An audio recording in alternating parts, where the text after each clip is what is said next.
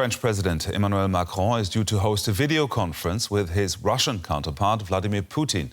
And the security situation in Libya will be at the top of the agenda. The North African nation is less than 2,000 kilometres away from continental Europe. It's become a bloody battleground for a number of players vying for power in the oil-rich country. One of them is Fayez al-Sarraj, who leads the UN-installed government in Tripoli. On the other side is military strongman Khalifa Haftar, a rebel general who now controls two-thirds of the country, including Libya's oil fields. So far, his attempts to take control of the capital have failed. Well, I'm now joined by Christian Harnelt. He's a Middle East expert from the Bertelsmann Foundation and joins me now. Mr. Harnelt, how concerned should Europe be about a resurgence in Islamist terror and a migrant exodus from Libya? Thanks for inviting me to the show, Gerhard.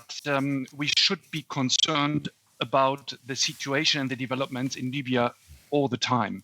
It's a country close to our neighborhood, and it is a failed state with rich resources, what you just said. And in 2014 and 2015, there were cells of the Islamic State in Libya, which have been fought by different militias. There are still networks of Islamic jihadist fighters in the country. Turkey has been bringing some Syrian jihadists from northern Syria to Libya to fight for their interests, and there are linkages of Islamists between Libya and Mali.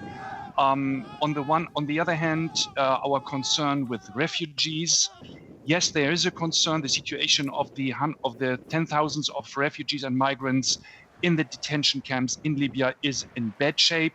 United Nations and International Organization of Migrants need support, but these migrants and refugees know how dangerous the situation in Libya is, and they would like to avoid to go through Libya. Well, President Macron and also Vladimir Putin are backing General Haftar, while Italy and Turkey are supporting the UN-backed government. So just what are you expecting from today's virtual summit there? We are now at a very critical point, as Turkey has been militarily helping to advance the Western government to stand quite in the middle of the country as a front line around Sirte and Jufra. And on the other side, the General Haftar, who is supported militarily and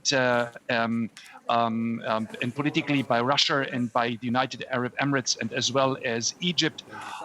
So there are two internal rifts with the potential of escalation and external interests.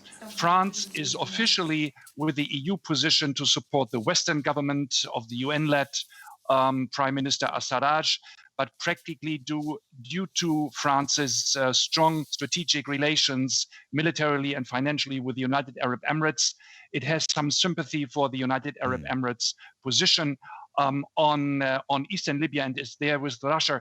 The problem is, my final idea on that is, Gerhard, that the EU will have no influence on what Turkey and Russia are deciding on the future of Libya. And this is what is of great political concern for the EU. Christian Harnelt from the Bertelsmann Foundation, thank you very much for joining us today.